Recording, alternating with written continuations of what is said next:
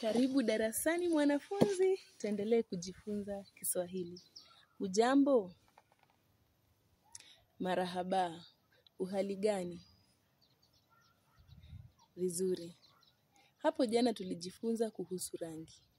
Na kama kweli wakubaliana nami, dunia haingependeza mno jinsi inavyopendeza sasa bila rangi. Basi Mungu ni mwenye hekima. Alijua hivyo kabla wewe nami kujua. Akaumba kila kitu alivyoumba na akazipa rangi. Binadamu naye akapewa uwezo wa kupatia kila rangi jina. Sasa wewe pamoja nami tunajua rangi. Na leo ningependa nikufunze wimbo. Wimbo huu ni wa kujitungia. Na wewe utakapoendelea kuimba mara kwa mara, utaifanya iwe bora zaidi. Haya tuimbe. Watoto wadogo njooni tusome, nazo rangi tusome, nazo rangi tusome, nazo rangi. Bendera ya Kenya ina rangi ngapi? 4. Ngapi? 4. Ya kwanza nyeusi, ya pili nyekundu na kijani, ya 4 je ni nyeupe, ya 4 ni nyeupe. Upinde wa mvua ina rangi ngapi?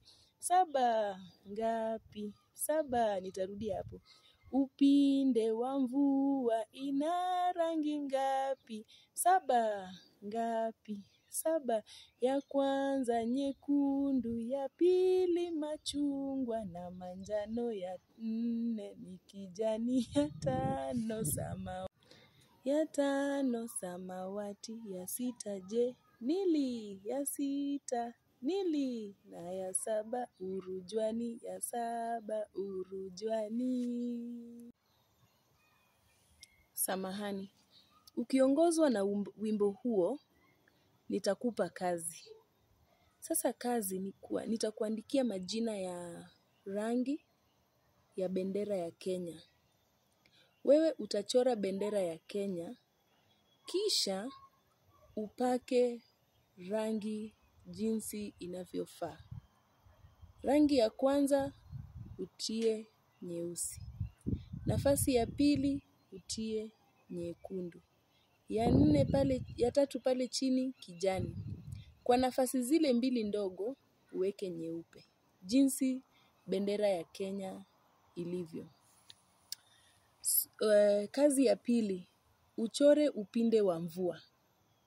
Chora upinde wa mvua, kisha uipake rangi. Ukianzia ya kwanza nyekundu, machungwa,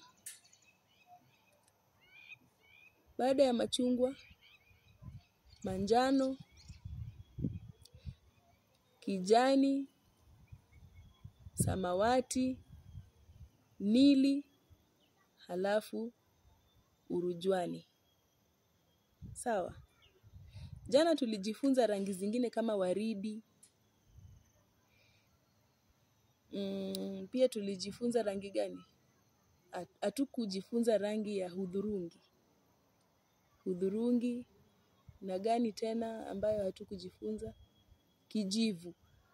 Kwa hivyo kuna rangi nyingi mno.